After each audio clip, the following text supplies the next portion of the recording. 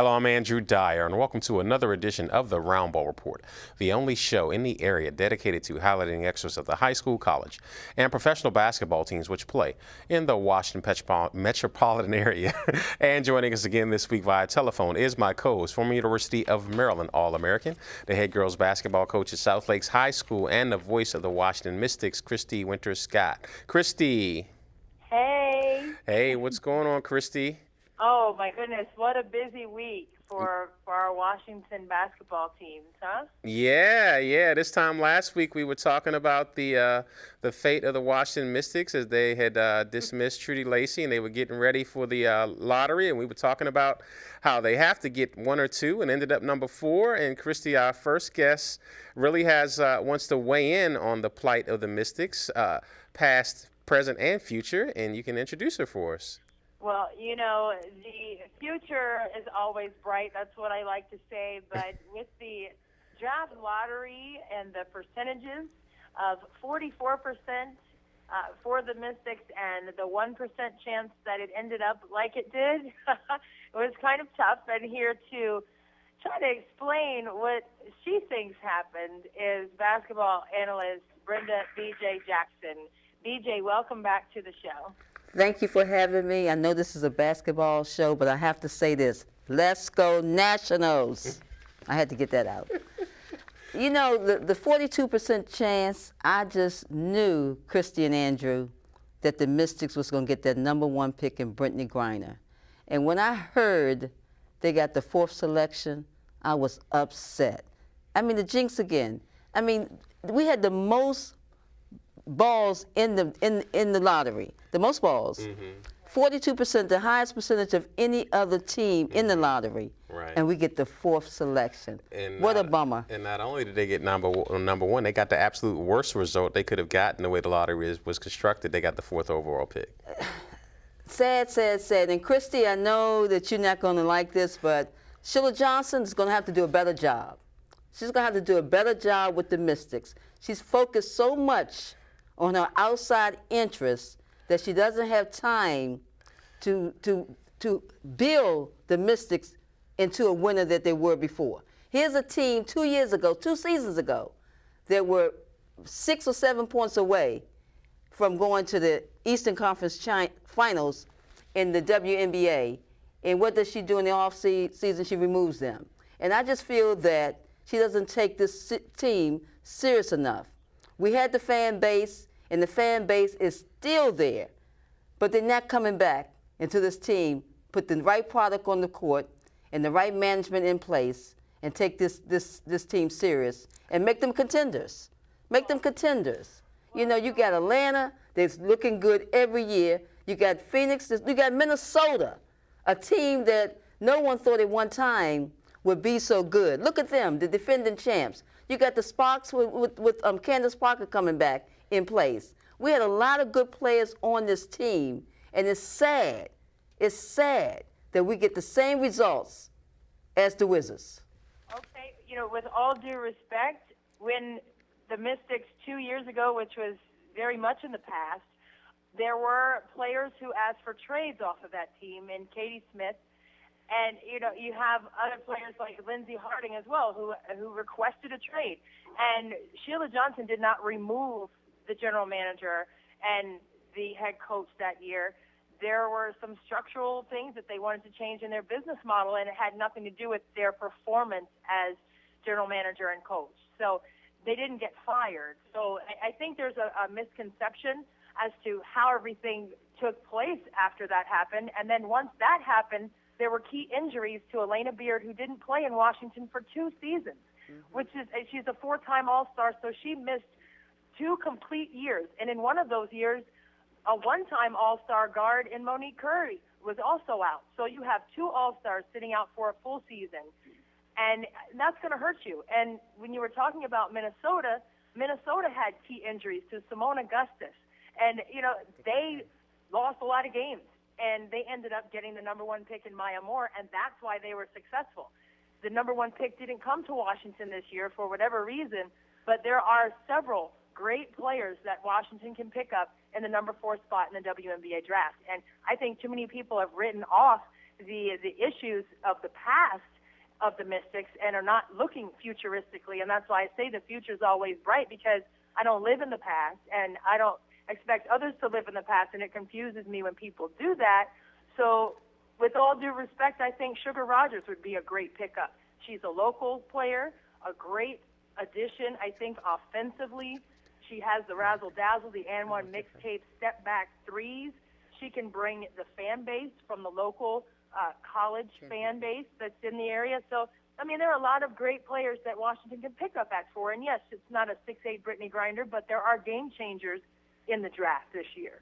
Yeah, but let me say this. Maybe I am in the past, and I'm going to stay in the past until I see something different with the Mystics. We had the #1 fan base there, and I'm still going to say that Sheila Johnson does not take this franchise serious. She does not, okay? She got other interests that she's focused on. And what I heard about Katie Smith is because when they let the general manager and the coach go, that's when they requested a trade. The bottom line is this. If she don't want the team, then she needs to let it go. Her college coach from Ohio State was on staff at where she was traded to in Seattle. So she played with Brian Agler when she was in the ABL. There was a familiarity there. She wanted to end her career with the people she started with. So it had nothing to do with what happened, and that actually occurred prior to the business model change for the Washington Mystics. So that wasn't the issue with Katie Smith. Okay, the Mystics, they started in 1997. So you look at 1997, 15 different coaches. That tells me something, that this organization is not stable. It's not stable. And we had the #1 fan base here. The fans are waiting to come back. But you have to put the winning product on the court. Regardless, you have to put the winning product on the court. There's only been 12 coaches. The new coach coming in will be the 13th coach. That's still not this good. is the 15th year for the Mystics. And, yes, this is going to be a great off-season for them to get their players experience, like Jasmine Thomas overseas. And they will put the pieces in place, but there needs to be more optimism instead of negativity towards the situation. And Christy and BJ, we actually had a unique treat because one of our loyal Roundball Report crew, Ed Strand, was a guest on the show last week. He's been a Mystics season ticket holder from the inception. From day one. And he said that he called it the karma from the Julie Plank scenario of why she was not retained. Won't say she was fired. She was not retained. Okay, I'll take that. But the only thing we can do with the past is try to apply it to the present and future. They're still paying for past sins, but the whole thing is what are they going to do to try to sell? They can't change the past. What are they going to do to sell the fan base, to try to get that fan base? They were hoping they were going to get lightning in a bottle or ping pong ball with Brittany Griner. That did not happen. Had the opportunity. Now, how do they adjust now to try to make the most out of their scenario now to rekindle that faith in the low fan base that you mentioned is still here? Bring a credible coach to coach the team, someone with experience, someone the players are going to listen to. I don't know who that coach is going to be, but the only way to get this thing right is, and I go by history. I look at what has happened in the past. But yeah, I want to move forward, and I want to be optimistic. Every year I have been on this show, I have picked the Mystics to go to the playoffs. But I'd be darned if I'm going to keep picking them if their own owner is not serious about them. Okay? So, yes, I want to see a coach that's going to be in their face and that's going to make a difference with this team. But another thing, Andrew, you got to have players that want to come here. You got to have players that want to come here and play here. But if you're not a winning organization, who want to come play with you? Right. But Christy, as you mentioned, that dynamic about players wanting to go elsewhere, that's not unique to the Mystics, because we saw Cappie Poindexter do that in Phoenix because it's a summer league and she wanted to try to pursue her long-term goals in fashion design, so she forced a trade to New York. But going back to the scenario about how we rekindle that fire with the fan base, are you hearing anything about, I mean, I know they're having the rebound from their hopes of trying to get at least the first or second pick, but have you heard anything about whether she's going to revisit that model, if she's looking to get one individual to be coach and general manager, or any inklings of who they're considering right now for those posts or that post, if they're going to have both one individual serve both roles? Well, number one, I think that Sheila Johnson is a consummate businesswoman. to say that, put that out there. But in terms of having one or two roles this year for general manager and head coach, I've heard both things. I've heard that they may try to switch back and get one person in control of the general manager position and one person in control of head coach. But a lot of the WNBA teams now have the business model, which is why they switched 2 years ago. A lot of them have the business model of combining those roles. And if you think about it, as a head coach, you would want to have some control over who your personnel would be. As a coach myself, I have a certain way, a certain philosophy that I like, and I know the players that would fit that. So if you have somebody else saying, put the square peg in the round hole, that could be difficult. So I think it is smart to have those roles combined. Aside from the roles, have we heard any names, Christy? Oh, I've heard a lot of names, but not, from within the organization, but outside, people are asking about, Rick Mahorn, about Teresa Weatherspoon.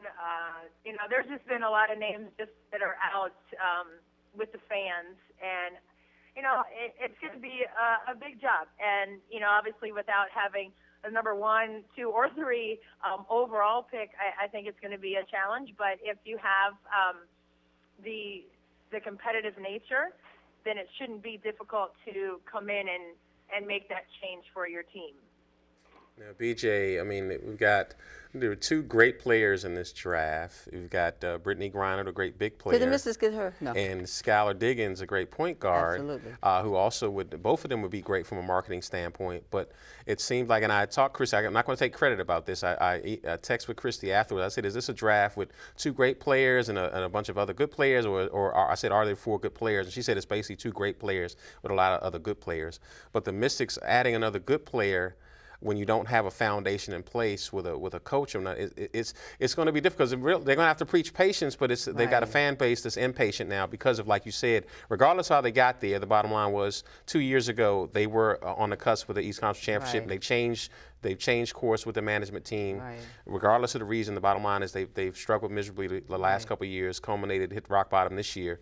It's in a tough place for them to make the choices necessary. Yeah, but I'm thinking that they're probably going to have a player in place, a coach, in place before the official draft, before the WNBA draft, after the NCAA finals.